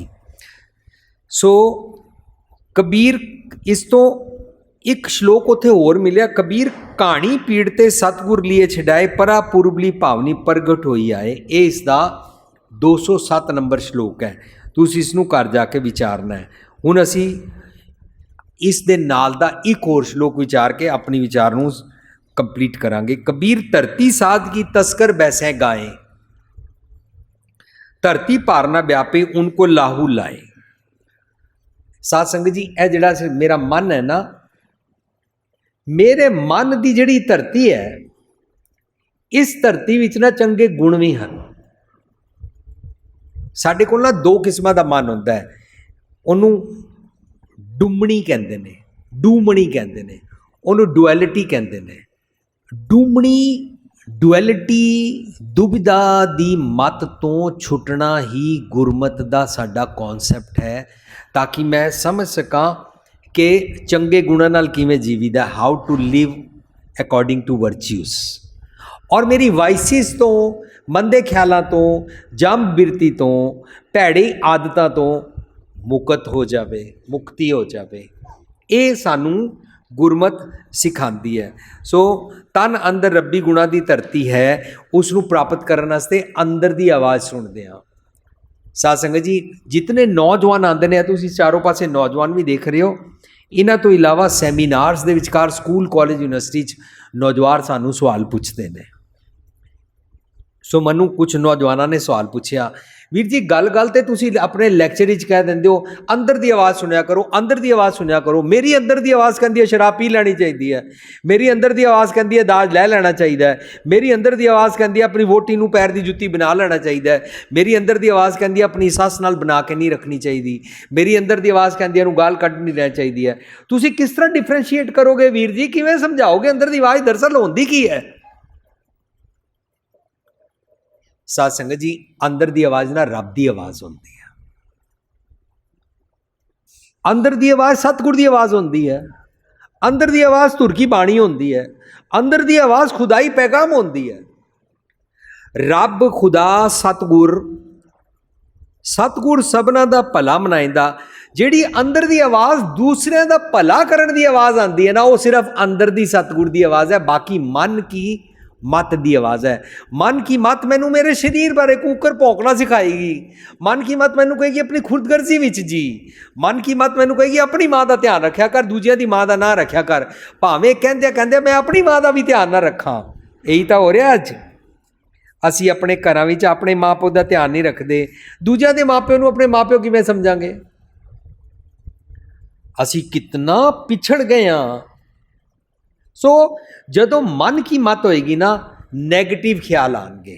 तो मैं एग्जाम्पल पेश की सी, तुसी अपने ऑफिस जान लगे हो, इन्नी पढ़ाई करने तो बाद इतने वधिया तुहानूं जॉब मिली है, अज बॉस ने कहा 9 बजे पहुँच जाना, पहला दिन है, और तुसी अपने घरों अपनी कार जा रहे हो, तुहानूं गली के कॉर्नर पर एक बुढ़ी मिलती है, बुढ़ी पानी मांग रही है, दवाई मांग रही है, बुढ़ी सड़क पार करना चाहती है, बुढ़ी डॉक्टर को जाना चाहती है, कुछ भी तुसी कह सकते हो।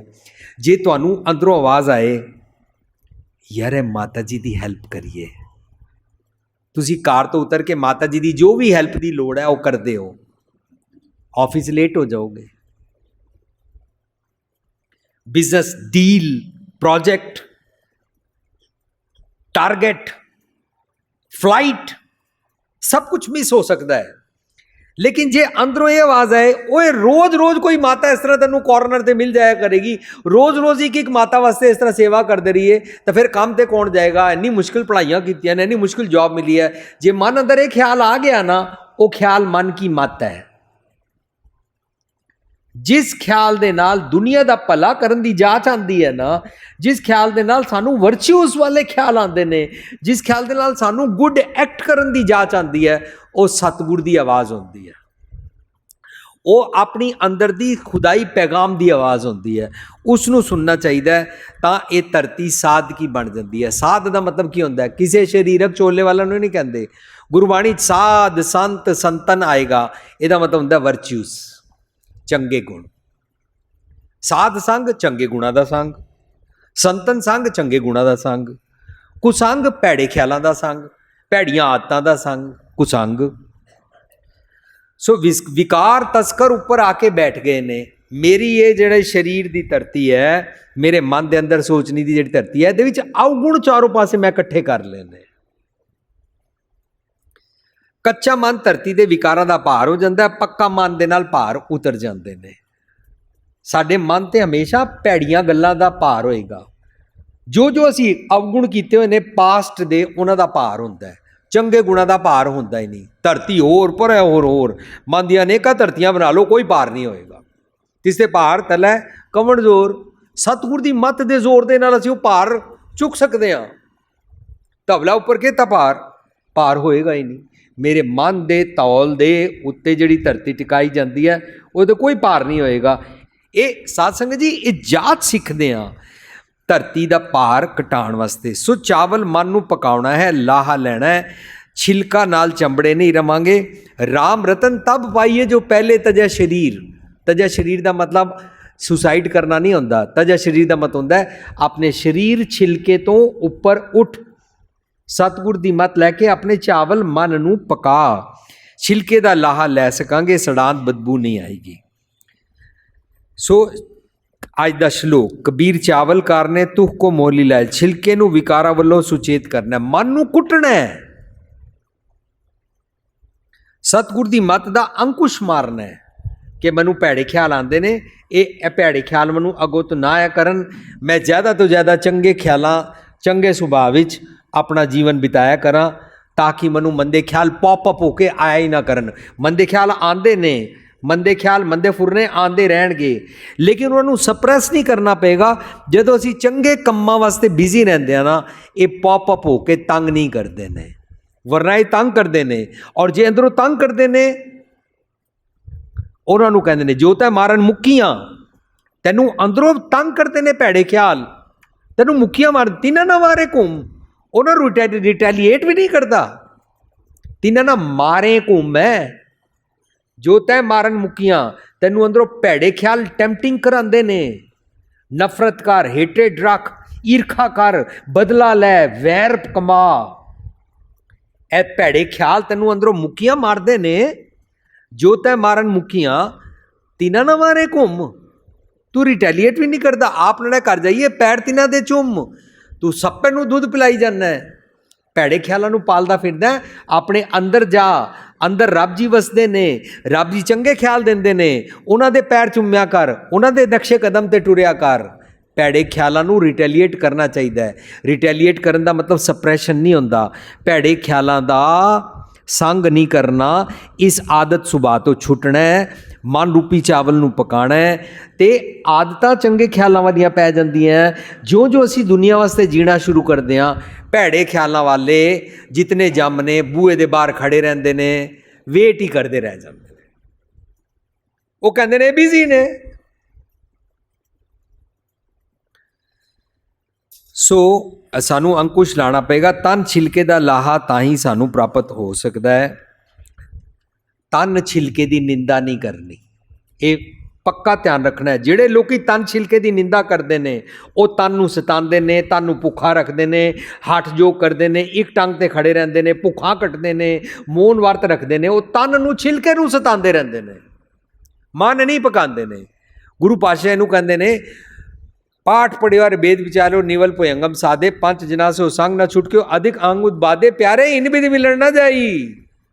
इस तरह रब नहीं प्राप्त होंदा अपने शरीर नूं सताण दे नाल।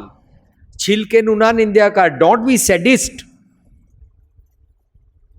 जेड़े अपने तन नूं सतांदे ने ना, सैडिस्ट होंदे ने, वो दूसरिਆਂ ਨੂੰ भी जरूर सताणगे, ये पक्की निशानी है। जेड़ा अपने आप नूं प्यार नहीं ना करदा, ਜਿਹੜਾ ਆਪਣੇ ਤੇ ਦਇਆ ਨਹੀਂ ਨਾ ਕਰਦਾ, ਉਹਨੂੰ ਦੂਜਿਆਂ ਤੇ ਵੀ ਦਇਆ ਨਹੀਂ ਆਏਗੀ। ਸੋ ਭਾਵੇਂ ਛਿਲਕੇ ਨੂੰ ਬਾਹਰਲੇ ਪੰਛੀ, ਧੁੱਪ, ਕੀੜੇ, ਮੌਸਮ ਸਤਾਉਂਦੇ ਹਨ, ਪਰ ਉਹ ਇਸ ਨੂੰ ਬਰਦਾਸ਼ਤ ਕਰਦਾ ਹੈ। ਤਨ ਨੇ ਸੁੱਖ ਦੁੱਖ, ਮਾਨ ਅਪਮਾਨ ਸਾਰਾ ਕੁਝ ਬਰਦਾਸ਼ਤ ਕਰਨਾ ਹੈ। ਆਪਣੇ ਮਨ ਨੂੰ, ਚਾਵਲ ਨੂੰ ਪਕਾਉਣ ਵਾਸਤੇ ਵੀ ਹੈਵ ਟੂ ਲਰਨ ਕਿ ਮੈਂ ਸੁੱਖ ਦੁੱਖ ਦੋਨੋਂ ਸਮ ਕਰ ਜਾਣੇ ਦੀ ਅਵਸਥਾ ਕਿਵੇਂ ਜੀ ਸਕਦਾ ਹੈ। ਧਰਤੀ ਕੋਲ ਵਰਚੂਜ਼ ਹਨ, ਉਹਨਾਂ ਦਾ ਭਾਰ ਨਹੀਂ ਲੈਣਾ। ਤਸਕਰ ਮੰਦੇ ਖਿਆਲ ਹੁੰਦੇ ਨੇ, ਉਹਨਾਂ ਦਾ ਵੀ ਫਾਇਦਾ ਹੋ ਸਕਦਾ ਹੈ। ਸਾਧ ਸੰਗਤ ਜੀ, ਸਾਡੇ ਕੋਲ ਜਿਹੜੇ ਕਾਮ ਕ੍ਰੋਧ ਲੋਭ ਅਹੰਕਾਰ ਨੇ ਨਾ, ਇਹ ਤਸਕਰ ਨੇ। ਇਸ ਨੂੰ ਇਹਦੇ ਵਿੱਚ ਕਿਹਾ ਹੈ, ਕਬੀਰ ਧਰਤੀ ਸਾਧ ਕੀ ਤਸਕਰ ਬੈਸੇ ਗਾਏ। ਸਾਨੂੰ ਕਾਮ ਕ੍ਰੋਧ ਲੋਭ ਅਹੰਕਾਰ ਬਿਲਟ ਇਨ ਦਿੱਤੇ ਗਏ ਨੇ। ਧਰਤੀ ਭਾਰ ਨਾ ਵਿਆਪਈ, ਜੇ ਸਤਿਗੁਰ ਦੀ ਮੱਤ ਲੈ ਲਈਏ, ਉनको ਲਾਹੂ ਲਾਏ, ਮੀਨਸ ਕਾਮ ਕ੍ਰੋਧ ਲੋਭ ਅਹੰਕਾਰ ਨੂੰ ਵੀ ਫਾਇਦਾ ਹੋ ਸਕਦਾ ਹੈ। ਜੇ ਮੈਂ ਸ਼ਰਾਬੀਆਂ ਨਾਲ ਬੈਠਾ ਔਰ ਮੈਂ ਵੀ ਸ਼ਰਾਬ ਪੀਣ ਲੱਗ ਪਵਾਂ, ਤਾਂ ਇਹਦਾ ਮਤਲਬ ਮੈਂ ਕੱਚਾ ਸੀ। ਪਰ ਜੇ ਮੈਂ ਸ਼ਰਾਬੀਆਂ ਨਾਲ ਬੈਠਾ ਔਰ ਮੈਂ ਦਿਨ ਰਾਤ ਉਹਨਾਂ ਨਾਲ ਪਿਆਰ ਕਰਕੇ, ਨਫ਼ਰਤ ਨਾ ਕਰਕੇ, ਉਹਨਾਂ ਦੇ ਨਾਲ ਜੱਫੀ ਪਾ ਕੇ ਦਿਨ ਰਾਤ ਉਹਨਾਂ ਨੂੰ ਗੁਰਮਤ ਦੀ ਜੀਵਨੀ ਦੀ ਸਾਂਝ ਕਰਾਂ ਔਰ ਉਹਨਾਂ ਨਾਲ ਮਿੱਠਾ ਬੋਲਾਂ ਔਰ ਉਹ ਸ਼ਰਾਬ ਛੱਡ ਦੇਣ, ਇਹਨੂੰ ਕਹਿੰਦੇ ਨੇ ਉनको ਲਾਹੂ ਲਾਏ। ਉਹਦਾ ਵੀ ਭਲਾ ਹੋ ਜਾਂਦਾ ਹੈ। ਜਦੋਂ ਕੁਸੰਗੀ ਆ ਕੇ ਸਤਿਗੁਰ ਦੀ ਮੱਤ ਦਾ ਸੰਗ ਕਰਦੇ ਨੇ ਨਾ, ਉਹਨਾਂ ਦਾ ਭਲਾ ਹੋ ਜਾਂਦਾ ਹੈ। ਸੋ ਤਸਕਰ ਦੇ ਨਾਲ, ਮੰਦੇ ਖਿਆਲਾਂ ਨਾਲ ਅਸੀਂ ਆਪਣੀ ਮਨ ਦੀ ਧਰਤੀ ਨੂੰ ਮੈਲਾ ਨਹੀਂ ਹੋਣ ਦੇਣਾ। ਧਨ ਸੋ ਤੇਰਾ ਥਾਂ ਜਿੱਥੇ ਤੂੰ ਉੱਠਾ, ਉਹ ਧਨ ਹੋ ਜਾਂਦਾ ਹੈ। ਸੋ ਚੰਗੇ ਗੁਣਾਂ ਨਾਲ ਜੀਣਾ। ਛਿਲਕਾ ਪਲਸ ਚਾਵਲ ਪਰਿਵਾਰ ਦੇ ਅੰਗ ਨੇ। ਵਰਚੂਸ ਚੰਗੇ ਗੁਣ ਸੁਭਾਅ ਵਿੱਚ ਸਾਡਾ ਮਨ ਜਦੋਂ ਪੱਕ ਜਾਂਦਾ ਹੈ, ਐਸੇ ਚਾਵਲ ਨੂੰ ਵਰਨਿਆ ਕਹਿੰਦੇ ਨੇ। ਇਹ ਤੁਸੀਂ ਘਰ ਜਾ ਕੇ ਪੌੜੀ ਪੜ੍ਹਨਾ, ਆਪੇ ਹੀ ਵੱਡ ਪਰਿਵਾਰ ਆਪ ਹੀ ਕਾਤੀਆ। ਇਹ 965 ਪੰਨੇ ਤੇ ਇਹਨਾਂ ਸ਼ਲੋਕਾਂ ਦੇ ਨਾਲ ਗੁਰੂ ਸਾਹਿਬ ਨੇ ਪੌੜੀ ਨੂੰ ਹੀ ਲਾਇਆ। ਇਹ ਤੁਸੀਂ ਘਰ ਜਾ ਕੇ ਵਿਚਾਰੋਗੇ ਤਾਂ ਸਾਰਾ ਪਤਾ ਲੱਗੇਗਾ ਕਿ ਆਪੇ ਹੀ ਵੱਡ ਪਰਿਵਾਰ ਚੰਗੇ ਗੁਣਾਂ ਦਾ ਸਾਡਾ ਮਨ ਪਰਿਵਾਰ ਬਣ ਜਾਂਦਾ ਹੈ। ਚਾਵਲ ਚੰਗੇ ਚੰਗੇ ਗੁਣ ਪੱਕੇ ਮਨ ਨੂੰ ਪ੍ਰਾਪਤ ਹੁੰਦੇ ਨੇ। ਆਪਣੀ ਕੀਮਤ ਆਪੇ ਹੀ ਜਾਤੀ ਆ, ਉਸ ਨੂੰ ਸਮਝ ਆ ਜਾਂਦੀ ਹੈ। ਇਹ ਆਪ ਦਾ ਮਤਲਬ ਰੱਬ ਜੀ ਨਹੀਂ ਹੈ, ਆਪ ਦਾ ਮਤਲਬ ਇੱਕ ਮਿਕਤਾ ਵਾਲਾ ਪੱਕਿਆ ਹੋਇਆ ਚਾਵਲ ਮਨ ਹੈ। ਸਭ ਕੁਛ ਆਪੇ ਆਪ ਉਪੰਨਿਆ, ਆਪਣੀ ਨਵੀਂ ਸ੍ਰਿਸ਼ਟੀ ਉਹ ਬਣਾਉਂਦਾ ਹੈ। ਆਪਣਾ ਕੀਤਾ ਆਪ ਵਰਨਿਆ, ਆਪਣਾ ਕੁੱਲ ਬਣਾਉਂਦਾ ਹੈ।